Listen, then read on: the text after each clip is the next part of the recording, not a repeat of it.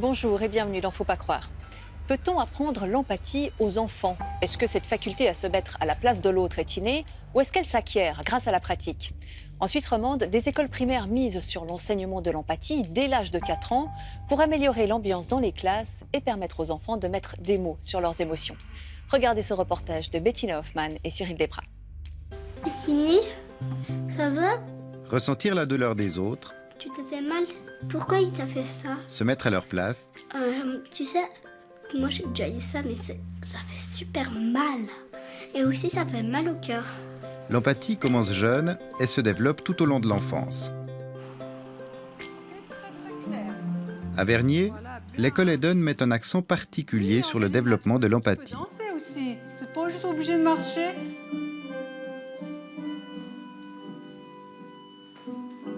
L'école est un lieu intéressant pour développer l'empathie parce que c'est un endroit où les enfants se sentent en confiance.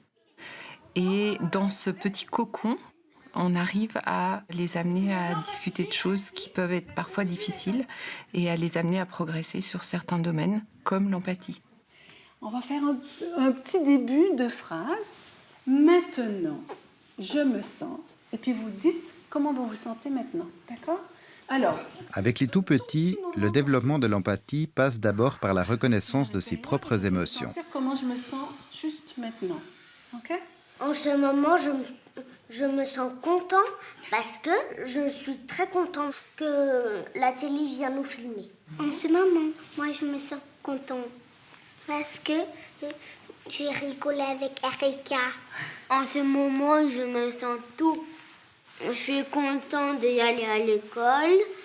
Je suis triste parce que je suis pas avec mes parents. Avec des enfants aussi petits, tout le travail autour des émotions se fait avec des émotions qui ne sont pas très fines, disons. On commence par la basse, c'est-à-dire la joie, la tristesse, la peur, la colère. Fâché. Vas-y, il va être fâché.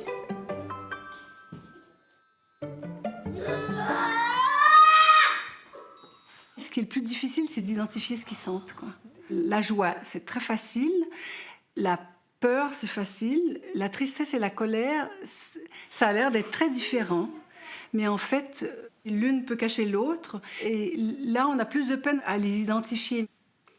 C'est très important, je pense, que les enfants sachent exprimer leurs émotions parce que ça les situe. Ça les aide à identifier ce qui se passe chez les autres. S'ils n'ont pas compris ce qui se passe à l'intérieur d'eux, c'est très difficile de comprendre ce qui se passe chez l'autre.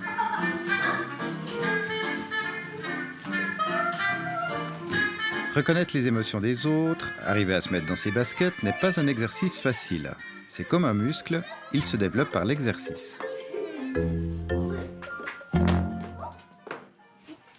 Cet atelier, il s'appelle « Mes fois dans mes baskets ». Donc sur le sol, il y a des petites empreintes de pas et chaque empreinte de pas correspond à une situation que peut vivre un enfant. Donc vous allez vous lever et choisir une empreinte de pas. Mais attention, essayez de choisir une empreinte qui soit le plus éloignée de vous, pas une empreinte qui vous ressemble. L'atelier Mets-toi dans mes baskets, là, est vraiment un atelier qui est spécifique pour travailler l'empathie, où là, c'était vraiment mon objectif premier, de pouvoir demander à l'enfant d'intérioriser cette démarche, de se dire, bah, tiens, l'autre en face de moi, peut-être qu'il est dans ces baskets-là, et peut-être qu'il ressent ça.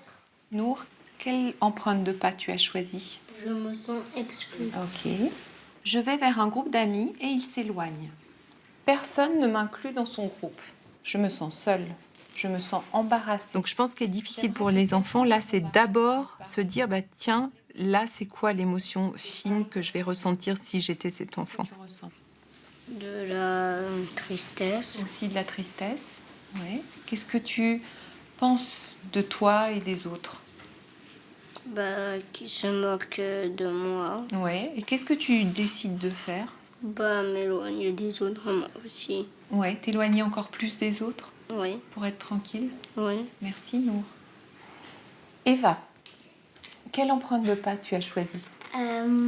Mes parents divorcent. Mes parents divorcent.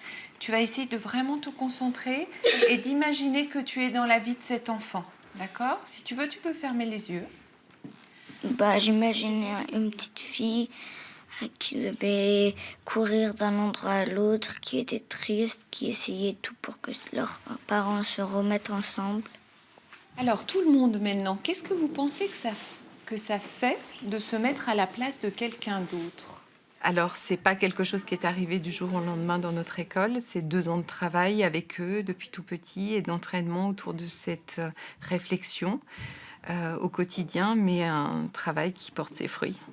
Tu penses que te mettre à la place d'un autre, ça te permet de... J'ai appris à imaginer comment se sentent les autres parce que aider c'est une chose, mais imaginer comment ils se sentent dans leur tête et voir vraiment l'image, c'est une autre chose et ça aide beaucoup pour les aider. Cours de récréation, avec ses courses-poursuites, ses jeux de cache-cache, ses secrets partagés et puis aussi ses bagarres. À l'école active de Malagnou, les conflits sont gérés par les élèves eux-mêmes. Ce sont les médiateurs qui se relaient jour après jour. Ils ont entre 9 et 12 ans, mais cette formation particulière commence avec les tout-petits dans des ateliers appelés graines de médiateurs.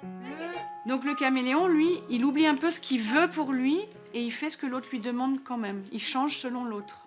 Le dauphin, qu'est-ce qu'il fait, Annabelle? Il dit « Arrête, j'ai déjà dit !» Est-ce qu'il le fait en tapant l'autre? Non, lui, Il a dit ce qui s'est passé, ce qu'il a ressenti. Il dit « arrête », il explique ce qu'il a ressenti et puis il demande... L'autre, l'arrête. Exactement, il demande à l'autre qu'il l'arrête. Et il le dit très clairement. Dans le processus de graines de médiateur, ce qu'on cherche à faire, c'est vraiment comprendre ce que c'est un conflit. Donc à cet âge-là, ils ont des conflits, des disputes, et puis ils ne savent pas toujours prendre le recul. Donc là, on propose vraiment de se décentrer et on fait le pari que oui, on peut enseigner l'empathie. Ce matin-là, Johan et Liane sont interpellés par une petite fille en pleurs. Ils vont chercher l'autre protagoniste du conflit et la médiation commence. Là, on va faire un truc. Vous allez vous calmer et respirer tranquillement. Vous êtes calme? C'est bon? Ok. Alors, tu vas m'expliquer ce qui s'est passé, comme si c'était une caméra qui t'avait vu, d'accord? Ok? Moi, j'ai essayé de regarder Maïlie et Cécile Annabelle jouer, mais Maïlie, elle m'a dit de partir et moi, je voulais pas. Ok. Et comment tu t'es sentie quand elle t'a dit ça? J'étais triste. Triste? Tu peux répéter ce qu'elle a dit, s'il te plaît? Elle était triste. Elle est triste pourquoi? Parce qu'on lui a dit de partir. Oui. Alors, qu'est-ce que toi, tu as ressenti à ce moment-là? Moi, quand j'étais un peu triste parce qu'elle voulait pas partir, et puis en même temps, on voulait que ce soit secret. Il y avait un secret entre un groupe de filles et il y en a une qui a voulu écouter et ça a fait un malentendu. Le principe du secret, ça veut dire que c'est quelque chose que tu n'as pas envie de partager avec trop de gens, tu vois. C'est comme toi, il y a certaines choses que tu as envie de partager qu'avec ta maman ou tes parents ou des gens comme ça, tu vois. Et Maëlie, comment tu lui as dit de partir? Tu l'as poussée, tu l'as tapée ou tu lui as juste dit comme ça? Je lui ai dit de partir et à chaque fois, je lui ai dit de partir et elle n'est jamais partie. On essaie déjà de comprendre ce qui s'est passé et ce qu'ils ont fait dans le conflit. Généralement, c'est pour ça qu'il y a une étape où on demande. En fait, on va demander comment ils se sentent, s'ils veulent quelque chose de spécial, des choses comme ça. Est-ce que tu lui as dit que c'était un secret quand elle a voulu regarder? Oui ou non? Oui? Alors, Moi, j'ai pas entendu. t'as pas entendu? Ah bah du coup, c'est un malentendu alors. Pardon. On se serre la main, comme ça c'est scellé. Serrer la main comme ça. Voilà, comme ça alors. On serre la main. Pourquoi tu veux pas serrer la main? Mais pourquoi tu veux pas serrer la main? Parce que t'as pas envie de... On est tout le temps à gérer des conflits en fait. L'envie et le projet sous-jacent, c'est que chaque enfant ait fait une formation médiateur et qu'après, ils aient moins besoin de faire appel au médiateur puisqu'ils connaissent déjà les clés en fait, pour régler un conflit, pour presque l'éviter en fait. Ça, c'est vu et ça, c'est pas vu. Ok. Ok? Félicia a 2 chaussettes différentes. Vu, pourquoi on est tous d'accord là? Parce que c'est vrai, on les voit. Ici, les élèves apprennent à distinguer les faits, visibles, des jugements, subjectifs. Liane est fatiguée. Ah oui. Est-ce que ça se voit? C'est très possible qu'il est fatigué, mais on peut pas être sûr. Et puis quand on dit des choses... Durant sa scolarité, chaque élève s'initie à la médiation, un apprentissage essentiel pour son avenir. Les enfants, ils sont informés que ça fait partie des compétences qu'ils travaillent. Idéalement, on aimerait créer des adultes responsables de leurs actes et de leurs paroles. Je crois que c'est surtout ça. Allez, on fait la troisième expérience. J'ai appris plein de choses. J'ai appris surtout que tu devais plutôt essayer pas de résoudre les problèmes en tapant, plutôt en essayant de respirer, savoir ce que l'autre voudrait. Enfin, plein de choses comme ça. Et tu m'as même pas laissé. Je t'aime pas. Et c'est maintenant, c'est ma balle. Tu peux répéter ce qu'il a dit? Il a dit, moi je suis fâchée parce que je voulais jouer, et maintenant c'est ma balle. Voilà, il a dit ça. C'est pas si facile que ça, mais c'est juste que ça fait pas mal longtemps que j'en fais, du coup je m'y suis habituée. C'est quoi qui est difficile?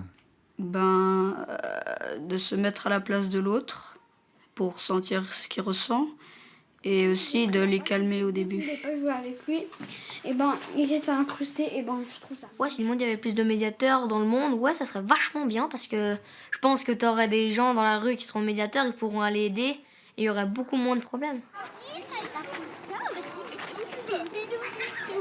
On pourrait nous dire qu'on est dans un monde idéal et un peu éloigné du vrai monde. Mais nous, on voit bien, on côtoie les enfants tous les jours, on voit bien que le vrai monde, il est teinté de conflits. Et leur apprendre à les gérer, c'est être ancré dans la réalité.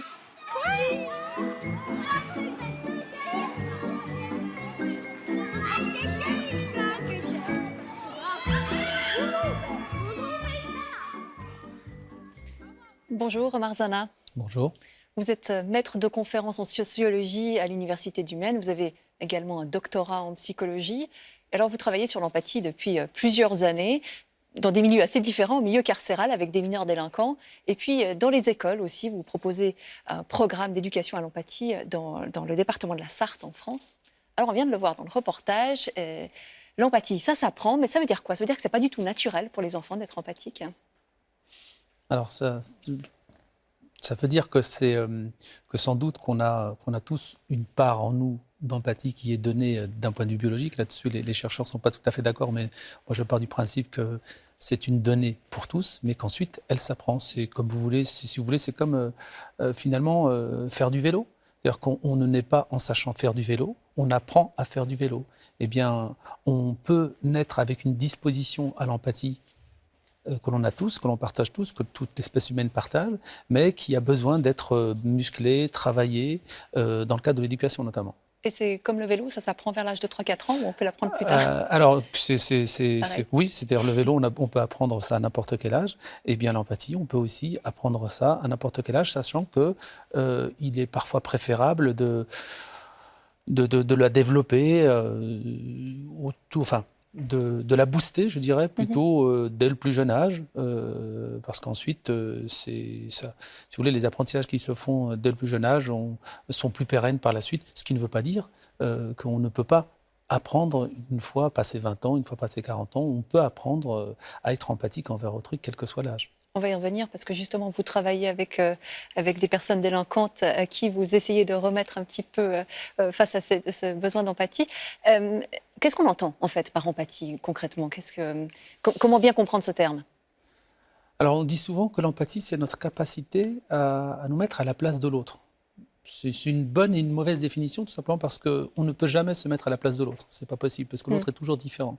En revanche, on pourra dire que l'empathie, c'est notre capacité à appréhender le paysage intérieur d'autrui sans pour autant s'y confondre. C'est-à-dire qu'il y a toujours, dans l'empathie, il y a toujours cette nécessité de se mettre à distance d'autrui. C'est-à-dire qu'on n'est pas l'autre, mais on comprend qui est l'autre. La différence peut-être avec la sympathie Alors, différence entre sympathie et empathie. Alors, la sympathie, pour le dire un peu rapidement, la sympathie, ce serait plutôt du domaine de la contagion émotionnelle. C'est-à-dire que la version pénible de la sympathie, vous connaissez, c'est la compassion. C'est-à-dire que c'est de ne plus mettre de différence entre autrui et moi et être dans le même état affectif qu'autrui. C'est quand la douleur de l'autre nous accable. en C'est quelque quand sorte. la douleur de l'autre nous accable, mais on peut être aussi sympathique, dans la sympathie à l'égard d'une personne quand son bonheur nous embarque également. Vous disiez n'importe qui a une disposition à l'empathie. En même temps, on entend souvent que les psychopathes notamment, enfin des grands criminels, n'ont pas cette capacité-là. Est-ce que c'est vrai? Alors, tout dépend de quel type d'empathie on parle. Si vous permettez, je vais peut-être donner quelques définitions de l'empathie, au moins 2 ou 3 niveaux d'empathie. Il y a l'empathie émotionnelle, qui est notre capacité à identifier les émotions d'autrui. C'est ce qu'on a vu dans le reportage. C'est ce qu'on a vu dans le reportage, exactement. L'empathie cognitive, c'est notre capacité à comprendre autrui, qui ne nécessite pas forcément la dimension émotionnelle. Et donc, ça répond un petit peu à votre question. C'est-à-dire que le psychopathe, lui, il est doué d'une capacité, d'une disposition d'empathie cognitive, sans quoi il ne pourrait pas, justement, exercer sa perversion. Puisque pour pouvoir exercer sa perversion, il faut qu'il ait une connaissance précise de la manière dont la personne chez qui il souhaite exercer sa perversion fonctionne. Donc on voit bien que finalement cette empathie, elle est capable, notamment l'empathie cognitive, elle est capable du pire comme du meilleur. Du meilleur parce que c'est celle que les enseignants ont lorsqu'ils accompagnent leurs élèves. Du pire, eh bien, vous venez de le dire, c'est celle du psychopathe qui a besoin de cette empathie cognitive, de connaître la manière dont sa victime fonctionne pour pouvoir exercer justement sa perversion. Ouais, donc l'empathie, c'est pas forcément positif. Hein. C'est pas forcément positif. Finalement, c'est la combinaison de l'empathie émotionnelle et de l'empathie cognitive. Hein, généralement, on dit que c'est ce qu'on appelle l'empathie mature. Ça advient autour de 5, 6, 7 ans, où notre capacité à changer de perspective et à appréhender les émotions d'autrui. Okay. Donc cette empathie-là, cette capacité à identifier les émotions d'autrui, ça, c'est positif, on en a besoin. Est-ce que vous pensez que le fait d'enseigner ce type d'empathie-là à l'école, ça peut changer la société de demain? Est-ce que ces enfants seront différents de nous qui ne l'avons peut-être pas appris comme ça? Je pense que nous, on l'a appris comme ça, mais sans le savoir. C'est-à-dire que je crois que si on parle aujourd'hui d'empathie, c'est sans doute parce qu'on sent que nos sociétés en ont besoin, tout simplement parce que on vit dans un monde de plus en plus pluriel. C'est-à-dire que jusqu'au moment où on était un petit peu dans l'entre-soi national ou communautaire, tout va bien. Mais dès lors qu'on s'ouvre à autrui, eh bien, il faut faire montre de cette disposition à se mettre au diapason d'autrui. Et dire qu'on n'en avait pas avant ou qu'ils n'en ont pas aujourd'hui, je ne pense pas. Simplement, c'est que le monde change et on a besoin d'enseigner, d'apprendre, de créer les conditions de cet apprentissage de l'école primaire, de l'école maternelle, et pour que justement... La meilleure façon d'être empathique, je crois, c'est de faire en sorte que les élèves à l'école, ou que nous autres, quels que soient les adultes, parce que nous, les adultes, c'est pareil, c'est qu'on puisse rencontrer des gens différents et accepter cette différence en l'acceptant et en la comprenant.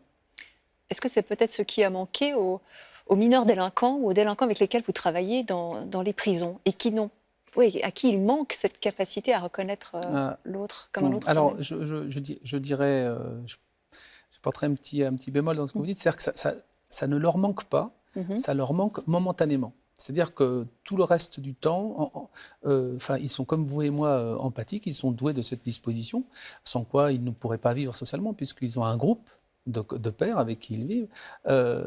Mais au moment du passage à l'acte violent notamment, c'est ce que j'avais qualifié à l'époque d'anesthésie momentanée de l'empathie. C'est-à-dire que pour pouvoir agresser autrui, notamment un autrui qui nous ressemble, qui est une version possible de soi-même, eh bien, c'est compliqué. Donc la meilleure façon d'agresser autrui, c'est de le transformer en objet. Et donc d'objectaliser et donc de faire abstraction momentanément. Alors, ils n'en font pas consciemment abstraction. Bien souvent, c'est parce qu'ils sont sous l'effet d'émotions qu'ils ont du mal à juguler. Et quand on est sous l'effet d'émotions qu'on a du mal à contenir, eh bien, le monde environnant disparaît, et notamment les autres. Et c'est comme ça, à mon sens, c'est comme ça que j'avais expliqué le passage à l'acte violent comme étant un moment où le jeune n'avait plus conscience d'autrui. Est-ce que ça fonctionne de leur enseigner l'empathie? Est-ce que c'est mesurable? Est-ce qu'on peut voir des évolutions positives avec ce type de population? Alors ça fonctionne. Alors tout d'abord, c'est pas la panacée. Je dirais que ça ne fonctionne pas sur tout le monde. D'ailleurs, le terme fonctionner ne me plaît pas bien. Qu'est-ce que vous diriez alors? Ça permet à certains d'en tirer profit et à d'autres de ne pas forcément en tirer profit sur le moment. Mais comme on les retrouve, comme ils sortent, et c'est tant mieux de prison, sans doute que ce qu'ils ont fait, les travaux, enfin les ateliers qu'on a mis en place, qui consistent finalement à créer les conditions de l'appréhension d'autrui comme une version possible de soi, c'est-à-dire et à apprendre à repérer chez autrui des émotions et à se mettre à sa place réellement, physiquement. D'accord ? Ce sont des jeux, notamment j'ai mis en place le jeu des mousquetaires où il s'agit de changer de rôle, de repérer chez autrui une difficulté à tenir une position, de le remplacer, de vivre soi-même cette même position. Et l'autre s'imprime par corps. Voilà ce que je voulais dire. C'est ça, c'est que vous dites l'empathie, ça passe par le corps, ça doit s'éprouver physiquement, c'est-à-dire Mais, ça s'éprouve tout simplement parce que le monde dans lequel on vit, on l'éprouve par corps. On appréhende notre monde au travers de nos 5 sens. Et par conséquent, plus on éprouve par corps, et plus ça a tendance à être inscrit, je dirais presque somatisé. D'accord ? Et les apprentissages qui transitent par le corps, d'ailleurs, certains travaux montrent désormais qu'on a pu à faire de scission entre l'esprit et le corps, puisqu'on sait très bien que sans corps, sans émotion, pas d'esprit, et inversement. Et l'idée, on sait par exemple que des apprentissages qui sont faits sur fond d'émotion sont beaucoup plus pérennes que des apprentissages qui transitent uniquement que par la cognition. Et donc des apprentissages qui ont vocation à développer l'empathie et qui transitent par le corps sont plus pérennes que des apprentissages à travailler l'empathie qui transitent uniquement par la cognition. Je m'explique. Vous asseyez avec des jeunes ou des moins jeunes et vous leur parlez comme on fait juste sur le plateau. Vous comme moi, nous sommes tout à fait d'accord pour dire qu'il est bienvenu d'être empathique, etc. Mais ça, parce qu'on est doué de raison et on est capable de penser, comme c'est de la théorie. En revanche, mais peut-être qu'une fois qu'on sera sorti, vous comme moi, on aura oublié notre discussion. Je ne crois pas. Mais en revanche, si cette discussion advient après une mise en jeu corporelle, eh bien, vous voyez bien que dès lors qu'il y a mise en jeu corporelle, il y a forcément quelque chose de l'ordre de la physiologie qui est en route et quelque chose de l'ordre des émotions qui sont mises en route. Donc, ça prendra plus corps, finalement. D'ailleurs, vous avez parlé de jeu de rôle, mais vous faites autre chose avec les délinquants. En prison, vous les faites souffrir. Alors, par le sport, soyons clairs. Alors, je ne les fais pas souffrir, je les fais dolorir, ce qui n'est pas pareil. Éprouver de la douleur phisique, effectivement. Exactement, c'est éprouver de la douleur. Alors, c'était rapidement, pour pouvoir créer ces conditions de l'écoïsation, de la mise en miroir avec autrui, il fallait trouver une solution. Et je me dis qu'après tout, le sport, de toute façon, quand on passe d'une motricité quotidienne comme nous ici, assis, à une motricité sportive, on court forcément le risque de se faire mal. C'est une évidence, puisque le myocarde monte en fréquence, on peut tomber, on peut chuter, etc. Mais on peut se faire également mal parce qu'on peut avoir des courbatures. Et ce qui m'intéressait, c'était de travailler avec des mineurs, même des jeunes adultes, sur donc 2 jours consécutifs pour pouvoir les réunir le lendemain et se voir tous à l'identique, comme étant capables tous de ressentir des émotions et de ressentir quelque chose. Parce que, comme on l'a vu là dans le petit reportage, la première chose, c'est de ressentir soi-même quelque chose. Et si ce que je ressens, je l'observe aussi également chez autrui, et bien tout d'un coup, je me dis que l'autre est aussi un moi. Donc, commencer par éprouver une douleur commune peut ensuite... Oui, ou une sensation ou une émotion commune. Parce que par la suite nous permettre, c'est ça, de reconnaître chez l'autre quelque chose qu'on n'éprouve pas sur le moment même. C'est un peu ça l'idée. C'est ça. Ou alors, regarder quelqu'un et dire quelque chose de ses émotions comme on vient de le voir, et ensuite dire soi-même ce que l'on a à dire de soi. C'est donner à voir à autrui son paysage intérieur. C'est-à-dire que c'est aussi s'ouvrir à autrui. Voyez ? Et donc, effectivement, passer par cette mise en corps, mise en mouvement, mise en émotion, et associée au verbe, je pense que c'est en tout cas plus efficient, à mon sens, en matière d'apprentissage et d'éducation à l'empathie. Je reviens à l'école et aux enfants qui étaient le sujet du reportage. Est-ce que finalement de leur apprendre l'empathie, c'est pas assez mal les préparer à la société dans laquelle on vit, qui est quand même très compétitive? Est-ce que finalement c'est la meilleure chose pour les préparer au monde du travail, par exemple? Alors oui, vous avez raison, mais non. Je pense que le monde du travail, c'est par excellence le monde où on doit composer avec autrui.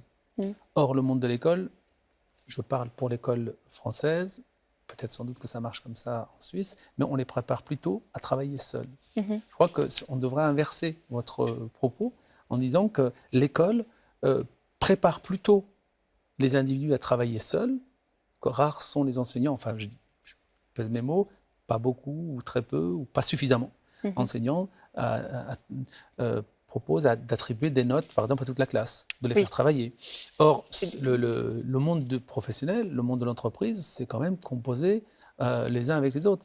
Cette émission, si elle existe, c'est bel et bien parce que tout autour de nous, il y a une synergie d'intelligence qui va faire que ça va marcher. C'est un excellent exemple, effectivement.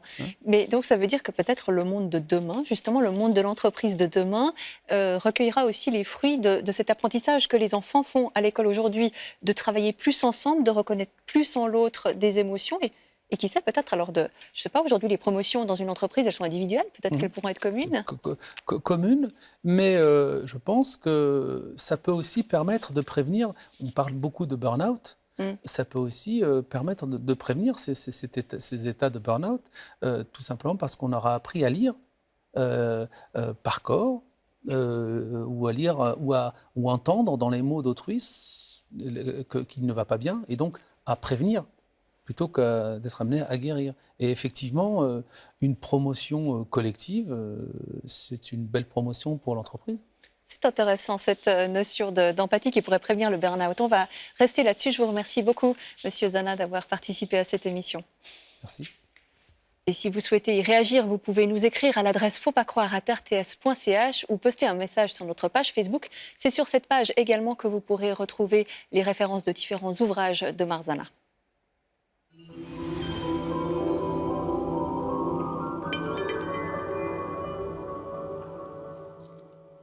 La semaine prochaine, Faut pas croire vous propose un long reportage sur les traces de deux hommes qui ont tout quitté pour vivre parmi les pauvres à Calcutta. Père François et frère Gaston ont d'ailleurs inspiré le best-seller de Dominique Lapierre, La Cité de la Joie. Âgés aujourd'hui de 93 et 80 ans, ils sont toujours animés par la même volonté d'aider. À samedi prochain dans Faut pas croire et d'ici là, portez-vous bien.